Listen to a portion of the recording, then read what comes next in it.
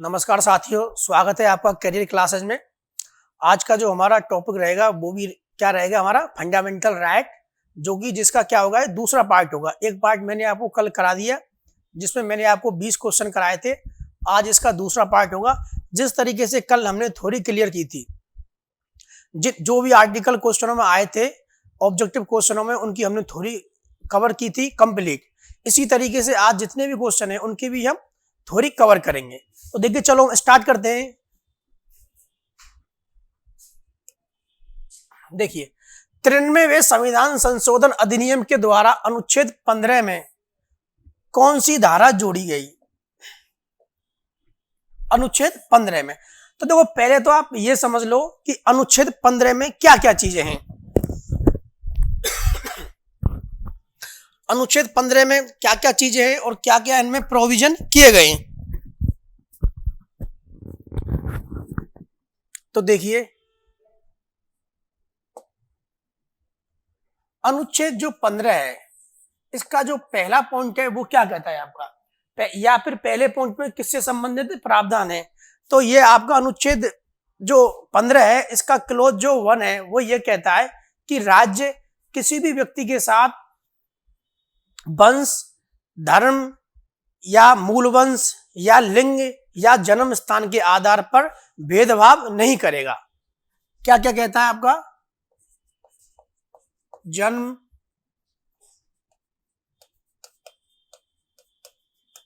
मूल वंश,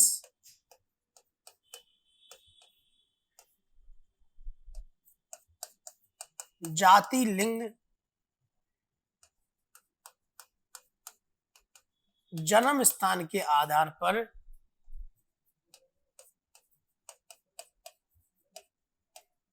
क्या नहीं करेगा? भेदभाव नहीं करेगा। भेदभाव नहीं करेगा। उसके बाद में देखिए, जो आपका जो अनुच्छेद 15 है, इसका जो सेकंड क्लॉज है वो क्या कहता है कि राज्य दुकानों, सार्वजनिक भोजनालयों, होटलों व सार्वजनिक मनोरंजन के साधनों व कुएं, तालाब या स्नान घाटों में भी भेदभाव नहीं करेगा, वो भी इनके आधार पर।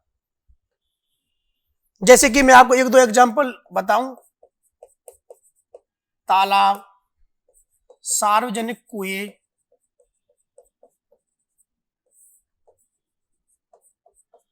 बावड़ी,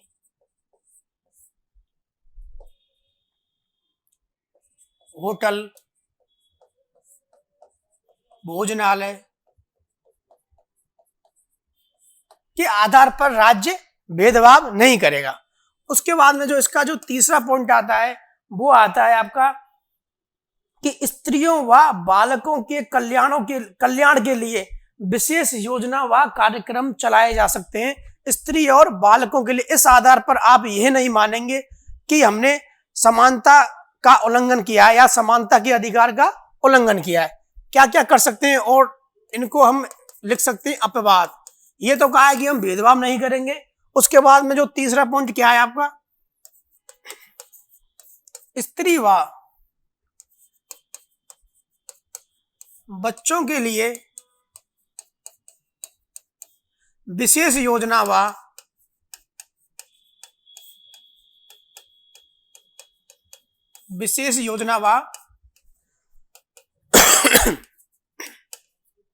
कार्यक्रम चलाए जा सकते हैं। इस आधार पर आप समानता का जो अधिकार है उसका उल्लंघन नहीं माना जाएगा। उसके बाद में जो आपका चौथा पॉइंट आता है वो आता है आपका सामाजिक व शैक्षणिक रूप से पिछड़े वर्गों के लिए विशेष योजनाएं व कार्यक्रम चलाए जा सकते हैं। वे लोग जो सामाजिक या शैक्षणिक रूप से पिछड़े हैं, सामाजिक व शैक्षणिक रूप से पिछड़े,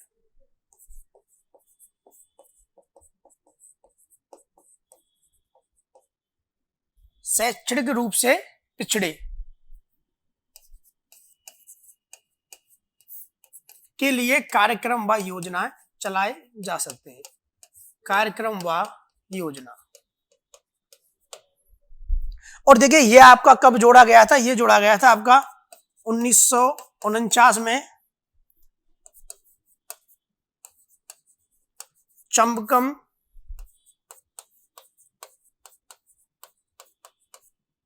दोराइजन बनाम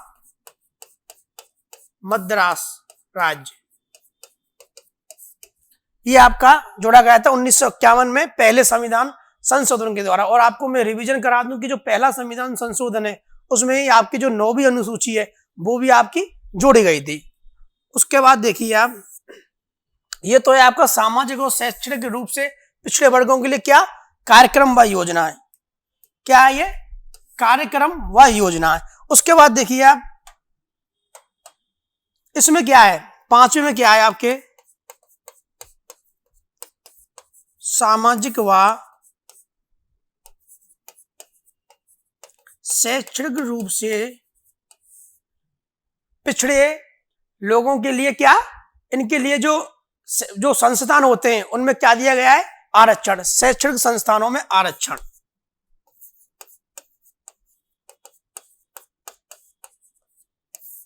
शैक्षणिक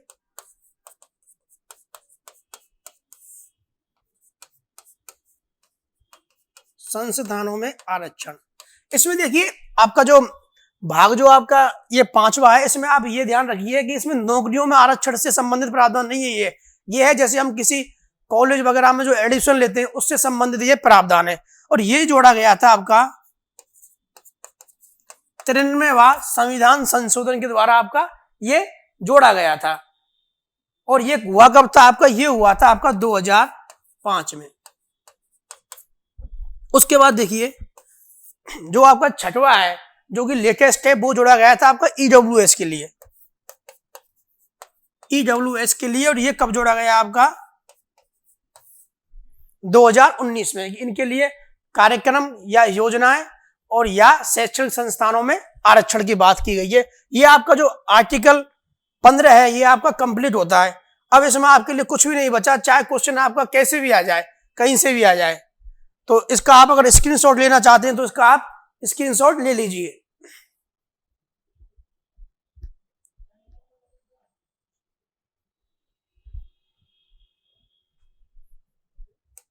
तो देखिए आपका प्रश्न में राइट आंसर क्या होगा, आपका कौन सा जोड़ा गया था आपका, ये जोड़ा गया था आपका 15(4), अनुच्छेद 15 का क्लोज 4 आपका जोड़ा गया था। यही आपका क्या होगा राइट आंसर।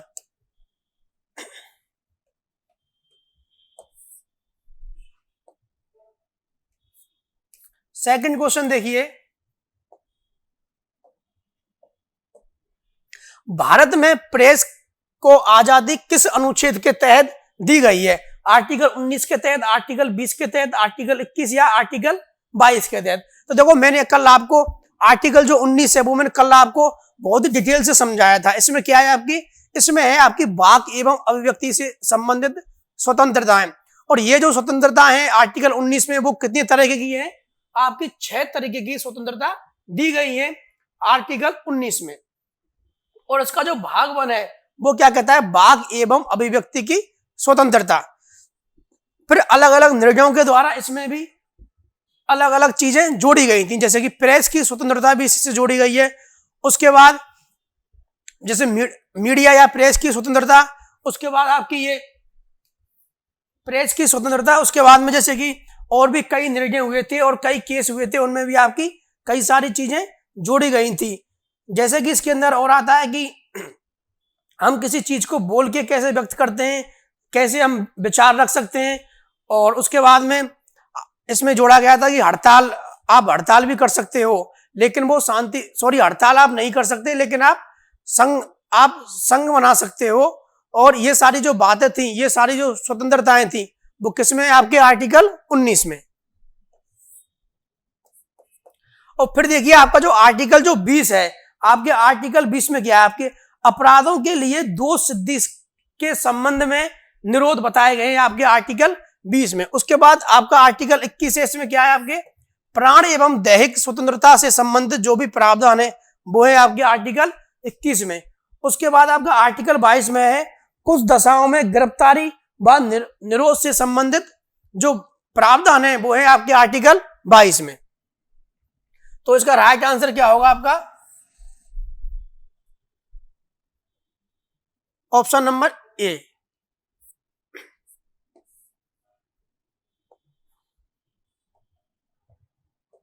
देखिए, संविधान में स्वतंत्रता के अधिकार का उल्लेख कुल कितने अनुच्छेदों में? तो देखो, आपको यह पता होना चाहिए कि जो स्वतंत्रता का जो अधिकार है वो आपके कहां से कहां तक है, वो है आपके आर्टिकल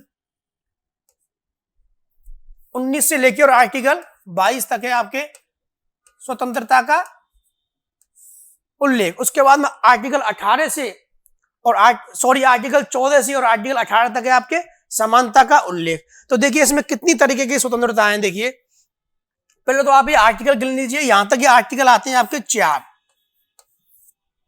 तो देखिए ये जो आपका 19वां है, इसमें तो है वाक व अभिव्यक्ति से संबंधित स्वतंत्रताएं। उसके बाद में जो आपका जो आर्टिकल जो 20 है, इसमें है आपके अपराधों के लिए दोष सिद्धि के संबंध में संरक्षण। किसके लिए? अपराध के लिए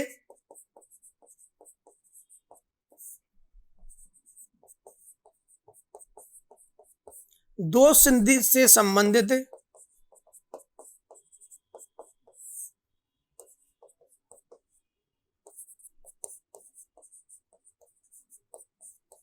संरक्षण।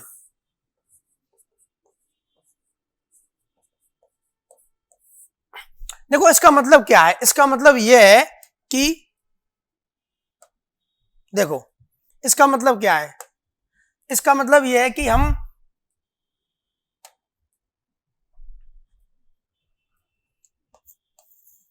इसमें 2-3 बातें बताई गई हैं कि जैसे किसी व्यक्ति ने जैसे अपराध किया हो 2 साल पहले और आज कोई नया कानून बन गया हो, तो हम उस पर जो आज का कानून बन गया है उसके हिसाब से उसको सजा देंगे, या जो पहले सजा देंगे, मतलब पहले जो उसने अपराध किया था उस समय वो कानून था उसके अकॉर्डिंग सजा देंगे। तो इसमें देखो क्या कहा गया है कि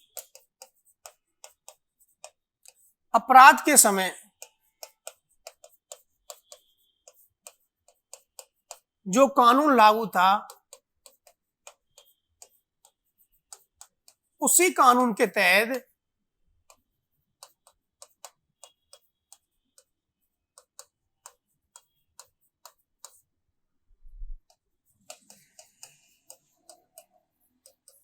अपराध की सजा दी जाएगी। अर्थात इसको कह सकते हैं कि इसका भूतलक्षी क्रियान्वयन नहीं किया जा सकता। भूतलक्षी क्रियान्वयन का मतलब क्या है कि इसका ऐसे नहीं कर सकते जैसे कि आज कोई कानून बना है और यह जैसे पहले किसी जो कोई केस था उसमें थी आपकी पहले कि इसको मतलब इस जो ये इस कानून का उल्लंघन करेगा उसके लिए 10 साल की सजा होगी।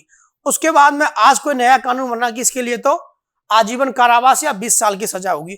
तो उस व्यक्ति को उसी कानून के तहत सजा दी जाएगी जिस समय उसने अपराध किया था, उस समय वह कानून लागू था।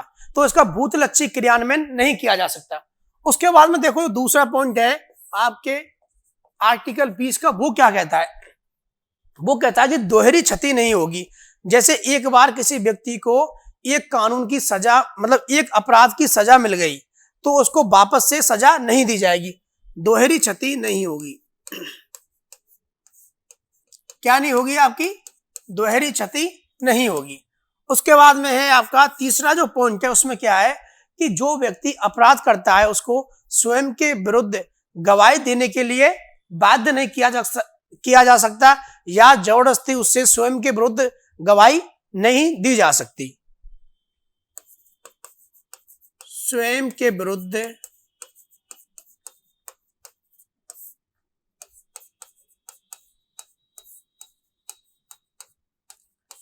गवाही देने पर क्या? प्रतिषेध। ये जो आपकी जो तीनों बात है, ये आपकी तीनों बात किसमें? ये है आपकी तीनों बात आर्टिकल 20 में। उसके बाद देखिए ये हो गया आपका आर्टिकल 20 और आपका जो आर्टिकल 21 है उसमें क्या है आपके प्राण व दैहिक स्वतंत्रता,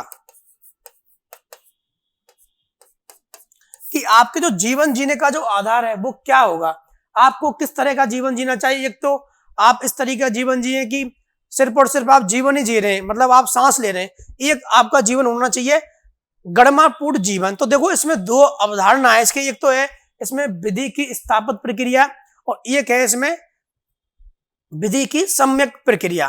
तो देखो जो विधि की जो स्थापित प्रक्रिया है उसमें क्या क्या चीज है। विधि की स्थापित प्रक्रिया,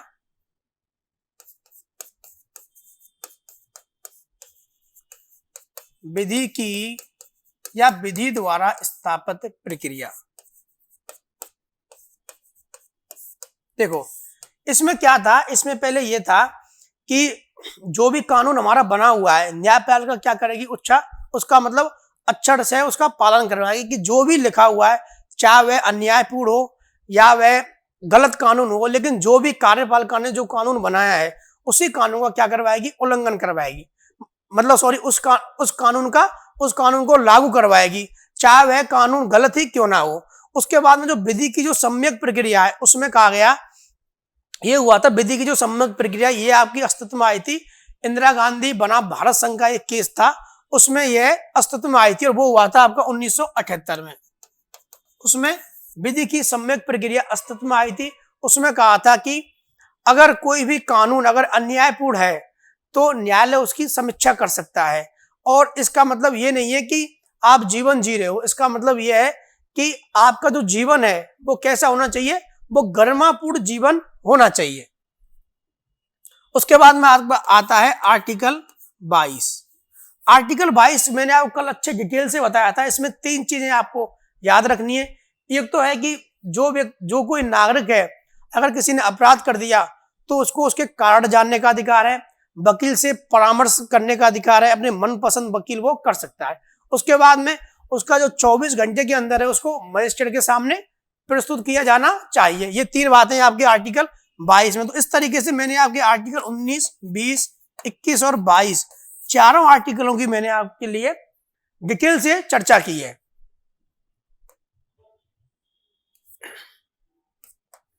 देखिए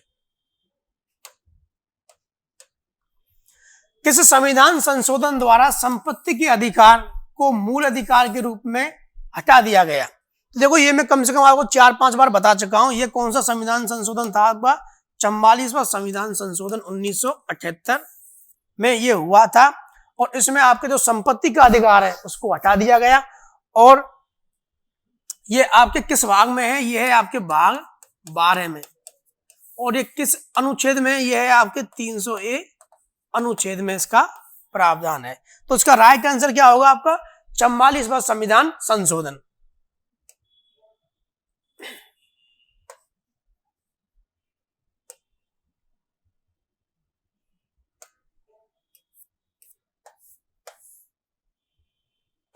देखिए अगला क्वेश्चन देखिए, निम्नलिखित को सुमेलित कीजिए। ये अनुच्छेद आप ये 18 कर लेना इसको। निम्नलिखित को सुमेलित कीजिए। तो देखो क्या क्या सुमेलित करवा रहा है ये, बाल श्रम पर निषेध, बेगार प्रथा, दैहिक स्वतंत्रता और उपाधियों का अंत। तो देखिए दैहिक स्वतंत्रता मैंने अभी आपको बताई थी, प्राण एवं दैहिक जो स्वतंत्रता है वो किसमें, आपके आर्टिकल 21 में। उसके बाद में आपका जो बेगार प्रथा है वो है आपके आर्टिकल 23 में। उसके बाद में आपके जो बाल श्रम निषेध है वो है आपके आर्टिकल 24 में। और जो उपाधियों का अंत है वो है आपके आर्टिकल 18 में। तो देखिए एक बार हम ये समझ लेते हैं कि आर्टिकल 23 और 24 में क्या है। तो देखिए आर्टिकल 23 और आर्टिकल जो 23 है उसमें क्या क्या चीज लिखी गई है। उसमें एक तो लिखा गया है कि बेगार प्रथा पर रोक, बेगार प्रथा,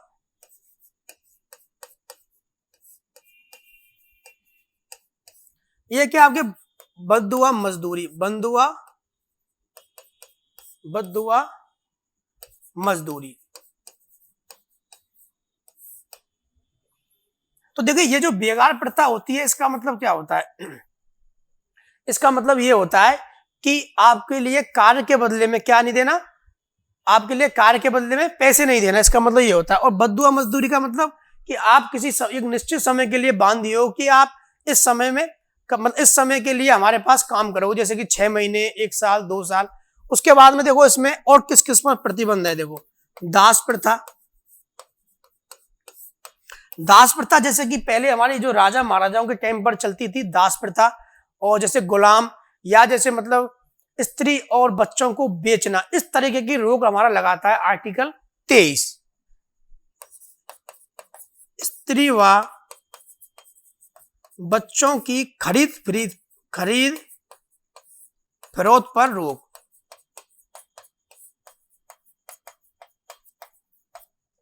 ये आपका आर्टिकल 23। और देखो आर्टिकल जो 24 है उसमें क्या है आपके, उसमें आपके बाल श्रम निषेध, मतलब कि जो बच्चे जो कार्य करते हैं कि बच्चे कार्य नहीं करेंगे, तो ये कितने से कितने वर्ष के लिए, ये है आपके 6 से 14 वर्ष के बच्चे किसी भी कारखाने में कार्य नहीं करेंगे, लेकिन ये अपने घर के जो घरेलू जो कार्य है उसमें ये कार्य कर सकते हैं। जैसे कोई खेतीबाड़ी का कार्य हुआ, अपने कोई पिताजी के साथ चला गया, तो वह इसका उल्लंघन नहीं माना जाएगा। उसके बाद में एक इसमें यह लिखा हुआ है कि 14 से और 18 वर्ष के जो बच्चे हैं वो किसी ऐसे कारखाने में कार्य नहीं करेंगे जो वह कारखाना बहुत ही ज्यादा क्या हो, जैसे उसमें आग से संबंधित कार्य हो रहा हो, या कोई बहुत ही ज्यादा मतलब उसमें कि जैसे कोई ज्वलनशील पदार्थ जल रहे हो, इस तरीके की बात की गई है हमारे किसमें। ये आपका पॉइंट 1 है और ये आपका दूसरा पॉइंट कि कोई ऐसे कारखाने में कार्य नहीं करेंगे जो कि काफी ऐसे कारखाने हों जिनमें मतलब कि बच्चे कार्य नहीं कर सकते और उनके लिए काफी रिस्क हो उन कारखानों में कार्य करने के लिए, उस तरीके के ये कार्य नहीं करेंगे। नॉर्मल सा कोई कार्य है तो वो कर लेंगे। उसके बाद में इसमें सजा का भी प्रावधान रखा गया है कि अगर ऐसा करने पर क्या होगा कि 20,000 से 50,000 रुपए तक की सजा दी जाएगी। और ये सजा किसको दी जाएगी, जिस कारखाने में कार्य कर रहे हैं या जो इस कार्य को बच्चों से करवा रहा है। उसके बाद में अगर दोबारा यह अगर कार्य एक बार जैसे पकड़ में आ जाए तो ये प्रावधान है कि इसको 6 महीने की सजा और 20 से 50,000 रुपए जुर्माना। अगर इसी बात को वो वापस से दोहराता है और वापस से बच्चों को लेके आ जाता है अपने कारखाने में, तो इसके लिए क्या है, 3 वर्ष का कारावास वापस से दोहराने पर। उसके बाद देखिए ये आपकी चर्चा हो गई, आपकी देखो आर्टिकल 21 की भी हो गई, 23 की भी हो गई और 24 की भी हो गई। 22 की पहले हो गई थी, 20 की भी हो गई और 19 की हो गई, अब रह गया आपका 18। तो देखिए आर्टिकल 18 में क्या है,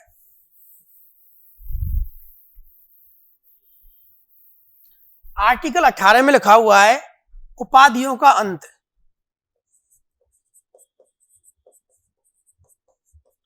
उपाधियों का अंत। तो देखो इसमें 4 पॉइंट हैं। पहले पॉइंट में ये लिखा हुआ है कि, या पहले क्लोज में ये लिखा हुआ है कि राज्य, सेना व शिक्षा से संबंधित सम्मान के अलावा, इनको भी उपाधि नहीं बोला, शिक्षा या सेना से संबंधित सम्मान के अलावा कोई भी उपाधि नहीं देगा। सेना व शिक्षा के अलावा, जैसे कि शिक्षा में क्या क्या जैसे सम्मान होते हैं, जैसे कि आपको, जैसे आप इंजीनियर हो तो आप अपने नाम के आगे इंजीनियर लगा सकते हो, आप डॉक्टर हो तो अपने नाम के आगे डॉक्टर लगा सकते हो। जैसे कि ऐसे ही आपकी सेना में जैसे कोई कर्नल है तो वो नाम के आगे कर्नल लगा सकता है, तो इसको उपाधि नहीं माना जाएगा। उसके बाद में कहा है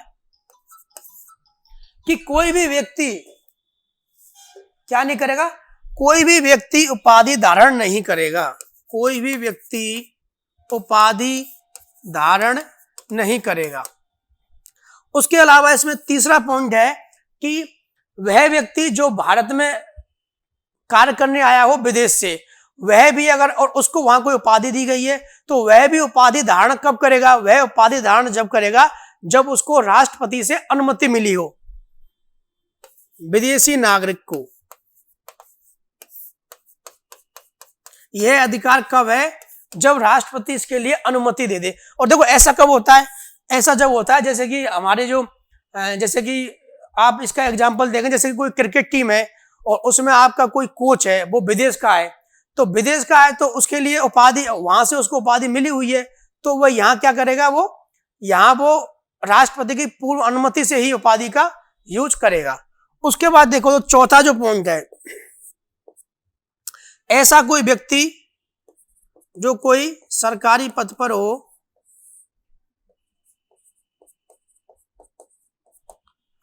तो वह क्या करेगा, विदेश से कोई भी उपहार या भेंट नहीं लेगा। क्या नहीं लेगा, उपहार व भेंट, और लेगा तो राष्ट्रपति की अनुमति से वो लेगा। तो देखो ये जो दोनों जो प्रावधान है ये राष्ट्रपति की पूर्व अनुमति से लिए जाते हैं। तो ये आपके चारों आर्टिकलों की अच्छे से चर्चा हो गई। तो देखिए ये आर्टिकल 18 किसका है आपका, उपाधियों का अंत। एक में 4 किस्म आ रहा है आपके इसमें, तो ये ही होगा आपका राइट आंसर, ऑप्शन नंबर 1।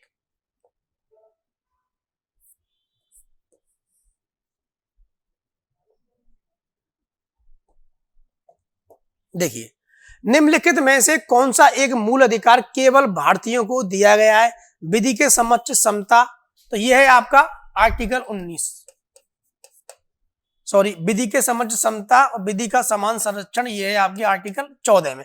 उसके बाद वाक एवं अभिव्यक्ति की स्वतंत्रता, यह है आपके आर्टिकल 19 में। उसके बाद प्राण एवं दैहिक स्वतंत्रता, यह है आपके आर्टिकल 21 में।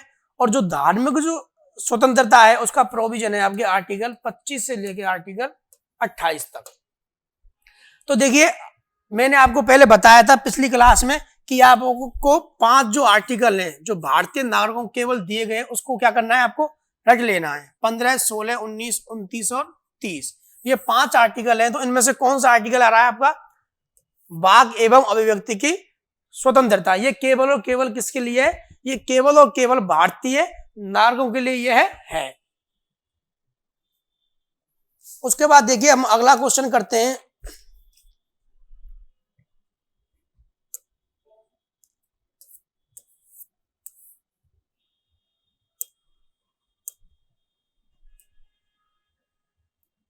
देखिए भारतीय संविधान के किस अनुच्छेद के अंतर्गत पुलिस द्वारा गिरफ्तार किए गए व्यक्ति को 24 घंटे के अंदर निकटतम मजिस्ट्रेट के सामने प्रस्तुत करना होगा। तो यह किसके तहत करना होगा आपको, यह करना होगा आपको आर्टिकल 22 के तहत। अगला क्वेश्चन देखिए,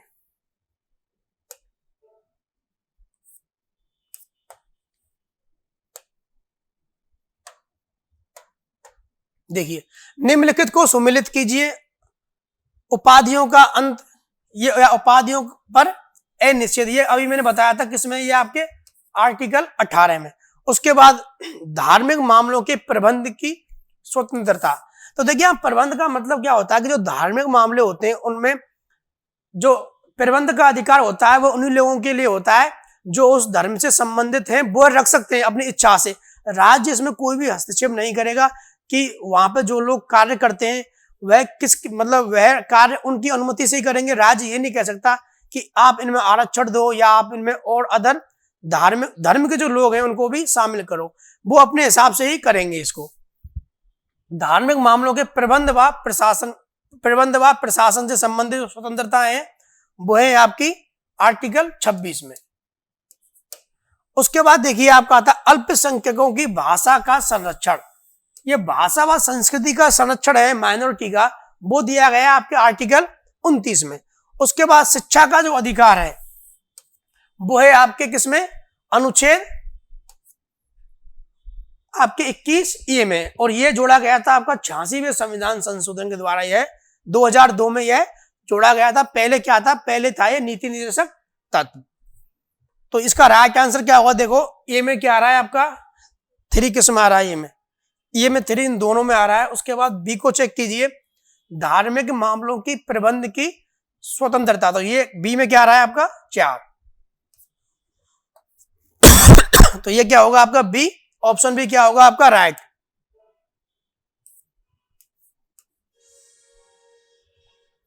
उसके बाद अगला क्वेश्चन देखिए, भारतीय संविधान द्वारा प्रदत्त मूल अधिकारों को निलंबित किया जा सकता है राष्ट्रीय आपातकाल की घोषणा द्वारा, संसद द्वारा पारित अधिनियम द्वारा, संविधान द्वारा या सर्वोच्च न्यायालय के द्वारा। तो यह कब निलंबित किया जा सकता है मूल अधिकारों को। तो देखिए इससे संबंधित आपके 2 आर्टिकल आते हैं। एक तो आपका आर्टिकल आता है 358, एक आता है आपका आर्टिकल 359। उनमें इनके पहले प्रोविजन क्या थे, फिर संविधान संशोधन के द्वारा क्या कहा गया, वो अभी हम इस पर चर्चा करेंगे।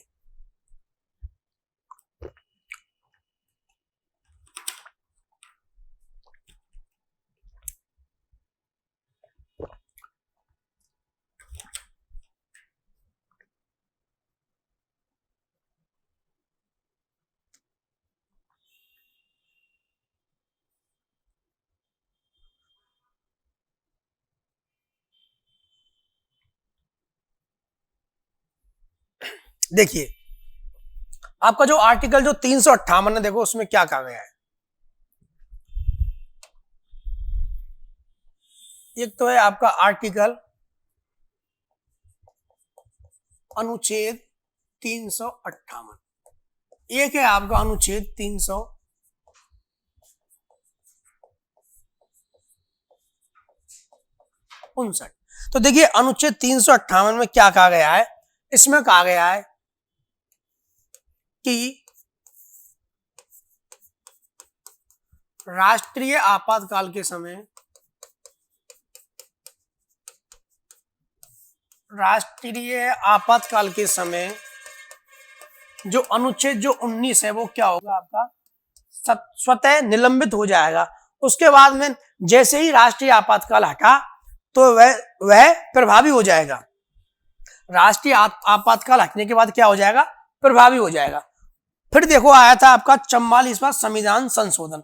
44वें संविधान संशोधन में क्या कहा,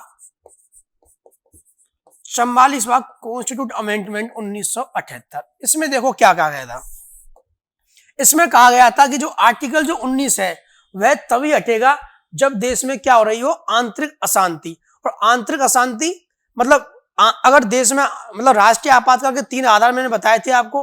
एक तो जिसमें बताया युद्ध था, एक था इसमें बाह्य आक्रमण, एक था उसमें आंतरिक अशांति या सशस्त्र विद्रोह। तो इसमें कहा गया कि अगर दो, या तो जैसे युद्ध होगा और या बाह्य आक्रमण होगा, तब तो ये जो अनुच्छेद जो 19 है इसको निलंबित किया जा सकता है या यह स्वतः ही निलंबित हो जाएगा। लेकिन अगर सशस्त्र विद्रोह या आंतरिक अशांति के कारण लगता है, तो अगर आंतरिक अशांति शब्द को वैसे हटा दिया, इसके स्थान पर क्या है आपका सशस्त्र विद्रोह के कारण। अगर सशस्त्र विद्रोह के कारण नेशनल इमरजेंसी लगती है तो यह जो आर्टिकल जो 19 है इसका निलंबन नहीं किया जाएगा, निलंबन नहीं किया जाएगा। तो यह है आपका आर्टिकल 358। उसके बाद देखिए आर्टिकल 359 में क्या था आपका, इसमें था कि नेशनल इमरजेंसी के समय राष्ट्रपति अन्य मूल अधिकारों को भी निलंबित कर सकता है। इसमें क्या था आपके, नेशनल इमरजेंसी के समय, राष्ट्रीय आपातकाल के समय राष्ट्रपति अन्य, क्योंकि यह जो पावर होती है राष्ट्रपति के पास ही होती है, अन्य मूल अधिकारों का निलंबन कर सकता है, निलंबन कर सकता है। उसके बाद देखिए 44वां संविधान संशोधन जो हुआ था उसमें क्या कहा गया,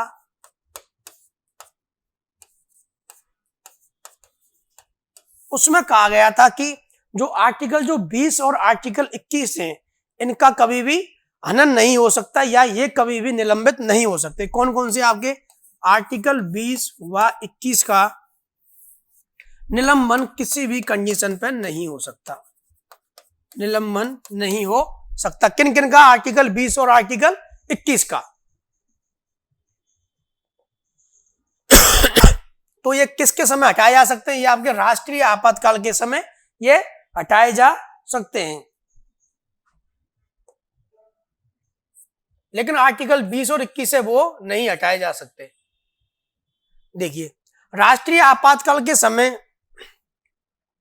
किन किन अनुच्छेदों को निलंबित नहीं किया जा सकता। तो देखिए आपका जो निलंबित जो नहीं किया जा सकता वो किसको नहीं किया जा सकता, आपके ये नहीं किया जा सकता आपके 20 और 21 को। लेकिन जो 19 है इसका स्वतः निलंबन तो तब होगा जब देश में नेशनल इमरजेंसी लगी हो, युद्ध या बाह्य आक्रमण के कारण। अगर सशस्त्र विद्रोह या जिसको बोल सकते हैं हम आंतरिक अशांति के कारण लगी हो तो यह इसका भी निलंबन नहीं होगा। तो इसका राइट आंसर, इसके दोनों ही इसके राइट आंसर होंगे। आर्टिकल 20 और आर्टिकल 21 को कभी भी निलंबित नहीं किया जा सकता।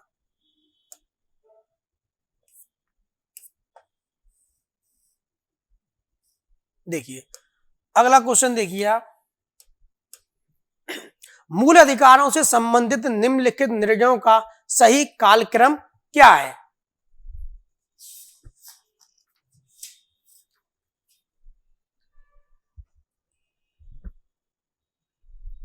तो देखिए इस पे एक बार आप भी थोड़ा सोचिए कि ये क्या है। ये क्वेश्चन आपके आरएस प्री में आया था 2018 में।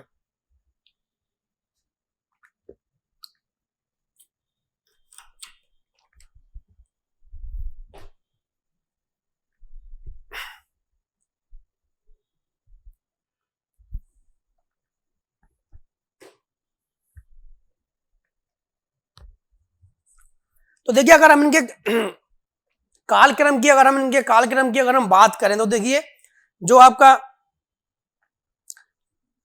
गोलकनाथ बनाम पंजाब राज्य का ये हुआ था आपका 1967 में। कब हुआ था ये आपका 1900, इधर ही लिख लेते हैं इसको, 1967 में। उसके बाद जो मिनरवा मिल्स बना भारत संघ, ये हुआ था आपका 1980 को।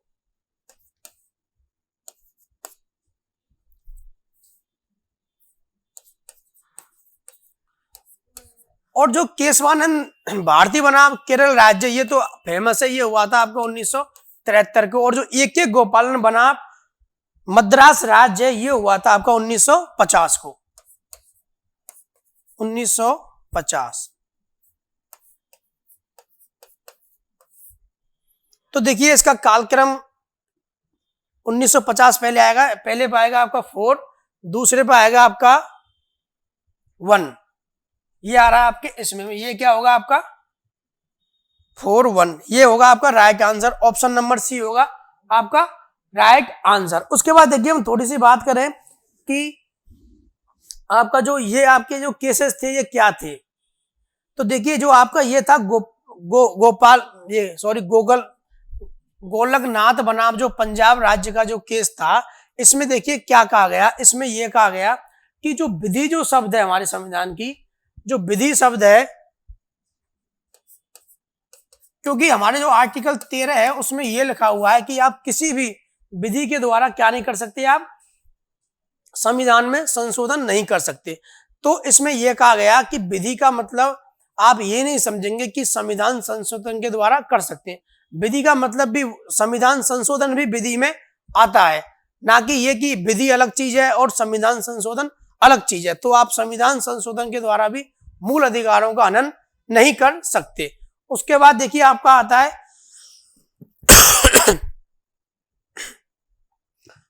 ये जो हुआ था आपका AK गोपालन बनाम मद्रास राज्य। इसमें देखो क्या कहा गया, इसमें प्राण एवं जो दैहिक जो स्वतंत्रता थी उसकी इसमें संकीर्ण व्याख्या थी, संकीर्ण व्याख्या।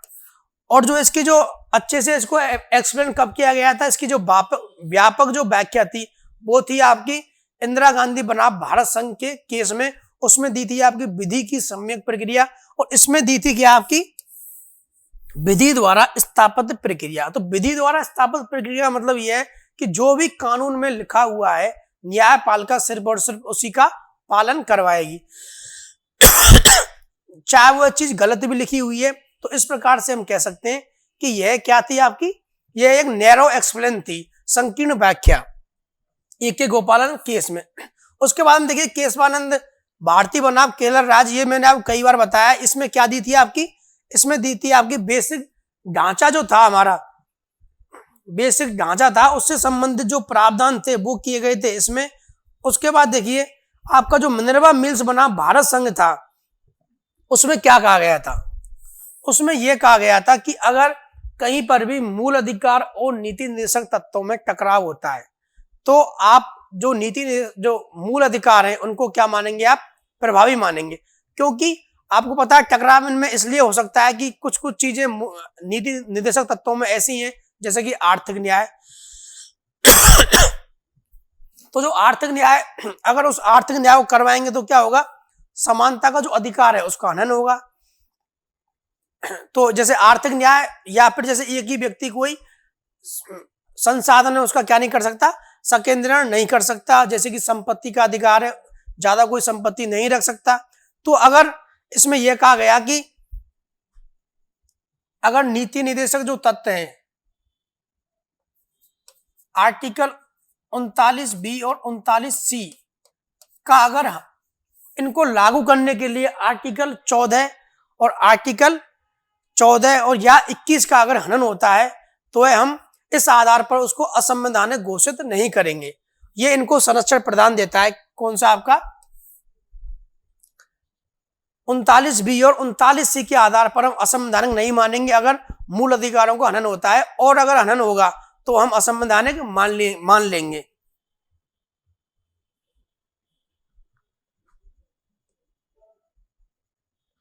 तो इसका राइट आंसर आपका ये होगा ऑप्शन नंबर सी।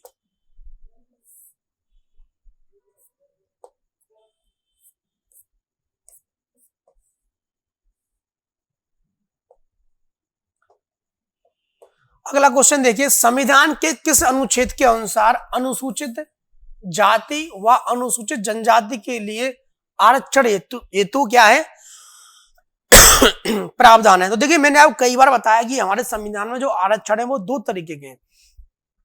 एक तो है आपके शिक्षण संस्थाओं में आरक्षण, और एक आपके किस में है, एक है आपके नौकरियों में आरक्षण, और एक आपके जो राजनीति में वो आपके अलग है।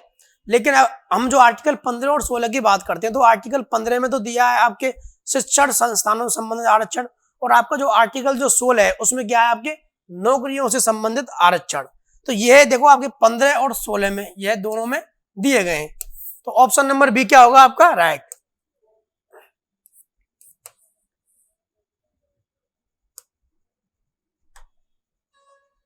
देखिए, निम्नलिखित में से कौन से अनुच्छेद के तहत किसी भी व्यक्ति को एक अपराध के लिए दोहरे दंड का निषेध किया गया है। तो ये देखो किसके लिए किया गया, ये किसमें किया गया है आपके, ये किया गया है आपके अनुच्छेद 20 में। इसमें देखो तीन बातें मैंने आपको बताई थी। एक तो इसमें क्या है, दोहरे दंड का प्रावधान नहीं या दोहरी क्षतिपूर्ति नहीं होगी। एक व्यक्ति को एक अपराध के लिए एक ही सजा दी जाएगी, दोहरे दंड का प्रावधान नहीं होगा। ये क्या होगा, इसमें कानून का भूतलक्षी क्रियान्वयन नहीं किया जाएगा, अर्थात जिस समय व्यक्ति ने अपराध किया है उस समय जो कानून था उसी कानून के तहत उसको सजा सुनाई जाएगी।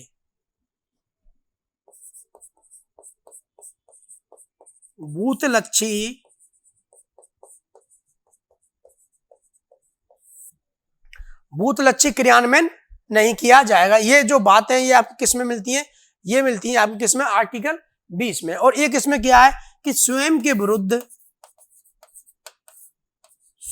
विरुद्ध गवाही देने के लिए बाध्य नहीं कर सकते। बाध्य नहीं किया जा सकता।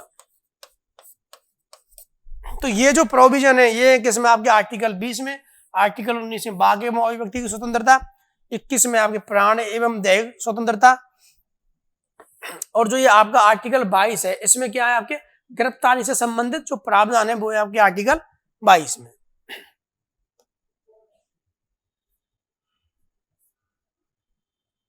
देखिए निम्नलिखित में से किस वाद में आरक्षण को चुनौती दी गई थी। तो देखिए ये दी गई थी आपको किस में दी गई थी, ये आपके आरक्षण को चुनौती दी गई थी आपके इंदिरा साहनीवाद में। इसमें क्या कहा गया था, इसमें यह कहा गया था कि 50% से ज्यादा आरक्षण नहीं होना चाहिए। और ये जो बेंच थी ये 9 लोगों की बेंच थी, और ये कहा गया था आपके 6-3 से ये बहुमत था।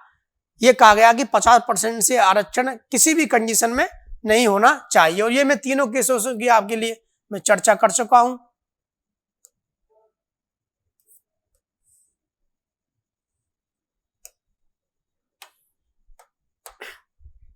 देखिए भारतीय संविधान में शोषण के विरुद्ध अधिकार द्वारा निम्नलिखित में से कौन कौन से कथन सही हैं। शोषण के विरुद्ध अधिकार, तो देखिए शोषण के विरुद्ध अधिकार पहले तो आप ये देखिए कि कौन कौन से आर्टिकल में, ये है आपके आर्टिकल 23 और आर्टिकल 24 में। देखिए मानव देह व्यापार, कि मानव का क्या नहीं होगा, व्यापार नहीं होगा। बद्दुआ मजदूरी बेगारी प्रथा, ये आपका क्या है राइट। और कौन से आर्टिकल में है, ये है आपके आर्टिकल 23 में। अस्पृश्यता का अंत या अस्पृश्यता का उन्मूलन, यह है आपके आर्टिकल 17 में। अल्पसंख्यकों के हितों की सुरक्षा, यह है आपके आर्टिकल 29वां आर्टिकल 30 में। उसके बाद देखिए कारखानों व खदानों में बच्चों के नियोजन में निषेध, यह है आपके किस में, आर्टिकल 24 में। तो आपको पता है कि शोषण के जो विरुद्ध अधिकार हैं वो दो ही आर्टिकल आते हैं इसमें, एक तो आपका आता है आर्टिकल 23 और एक आता है आपका आर्टिकल 24। तो देखिए आर्टिकल इसमें ऑप्शन दोनों में क्या क्या सही होंगे, 1 और 4। 1/4 किस में आ रहा है आपके, ये सी क्या होगा आपका राइट आंसर।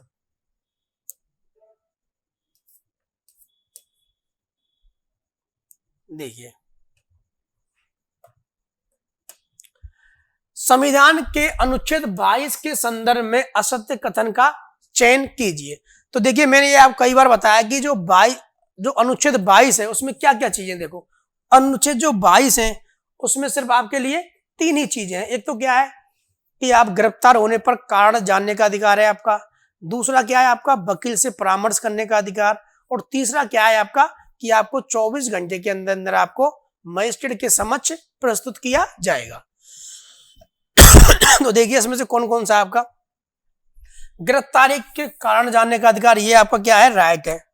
उसके बाद में देखिए किसी भी व्यक्ति को एक अपराध के लिए, ये किसमें है आपको, ये है आपके आर्टिकल किसमें 20 में, किसी भी व्यक्ति को एक अपराध के लिए 2 सजा नहीं दी जाएंगे, 1 की सजा दी जाएगी, ये किसमें आपके आर्टिकल 20 में।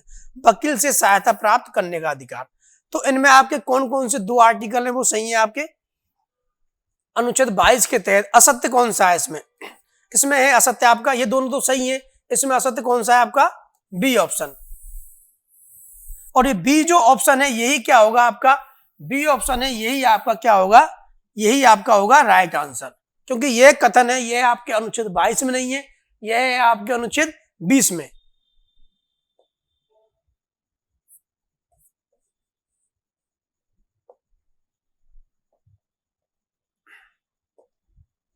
व्यक्ति को मानव दुर्व्यापार, बेगार प्रथा, इसी प्रकार के अन्य बलाश्रम से संरक्षण दिया गया है। किस किस के विरुद्ध है इसमें ये पूछा, सिर्फ राज्यों के विरुद्ध, सिर्फ प्राइवेट व्यक्तियों के विरुद्ध, राज्य व प्राइवेट दोनों व्यक्तियों के विरुद्ध, ना ही राज्य और ना ही प्राइवेट। तो देखो ये तो आपका वैसे ही कैंसिल हो जाएगा, क्योंकि ये आपको पता है ये हमारे आर्टिकल लिखा हुआ है आर्टिकल 23 में।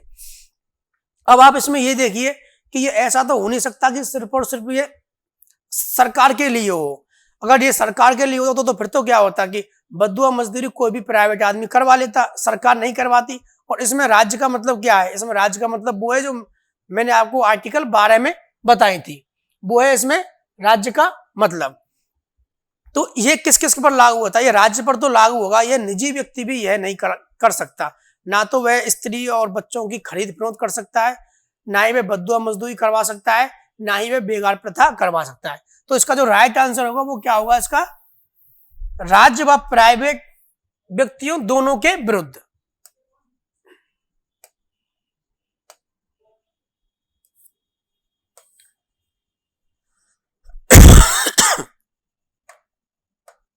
देखिए निम्नलिखित में से किस बात में उच्चतम न्यायालय ने यह व्यवस्था की कि संवैधानिक संशोधन भी भारतीय संविधान के अनुच्छेद 13 के अधीन विधि है, जिन्हें मूल अधिकार से असंगत होने पर शून्य घोषित किया गया है। देखो ये मैंने अभी आपको ये बताया था, आप एक बार इसको सोच के बताइए कि ये इसका जो राइट आंसर है वो क्या होगा।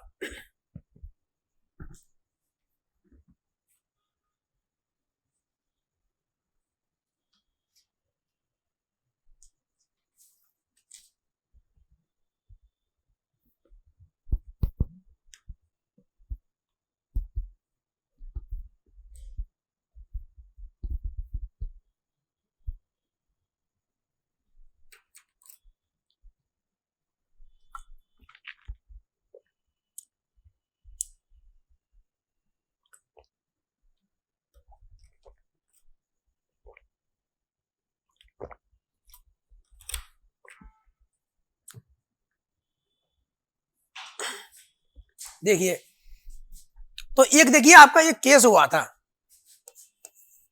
उससे क्या होगा, उससे आपके लिए ये चीज क्लियर होगी गोलकनाथ वारी कि ऐसा क्यों कहा गया। तो देखो ये केस हुआ था इस आपका, और वो केस हुआ था आपका 1951 में, वो हुआ था आपका शंकरी प्रसाद बनाम भारत संघ।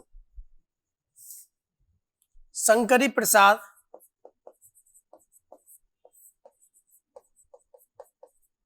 बनाम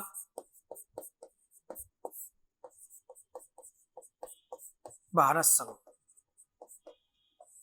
देखिए इसमें क्या कहा गया था, ये कब हुआ था आपका 1951 में। तो देखिए इसमें क्या कहा गया था, इसमें यह कहा गया था कि जो विधि शब्द जो लिखा हुआ है उस विधि का मतलब वही है जो हमारे जो आर्टिकल जो 13(3) में जो व्याख्या की गई है, अध्यादेश, उपविधि, आदेश, कोई भी रूढ़ी या प्रथा, कानून, ये है विधि का मतलब। ना कि विधि का मतलब क्या है, संविधान संशोधन।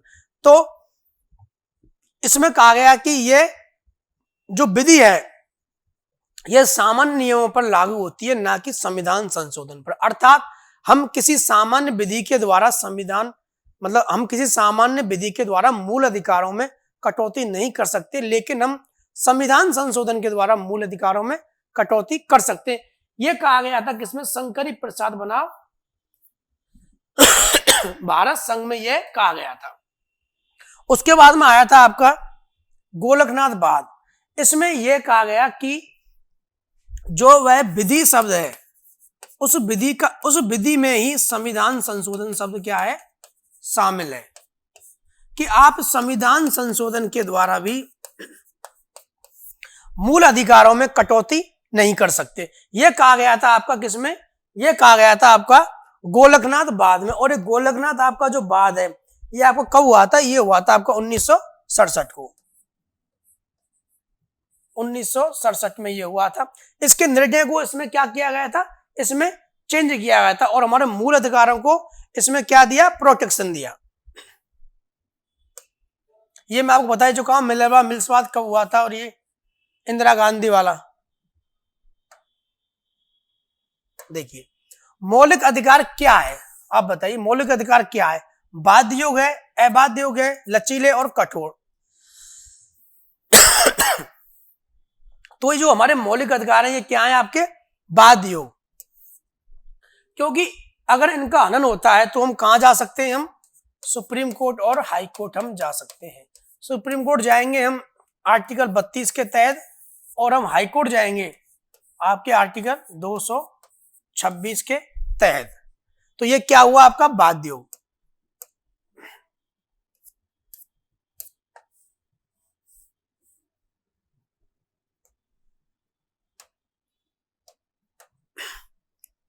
देखिए भारत में मौलिक अधिकारों के संबंध में निम्न पर विचार कीजिए।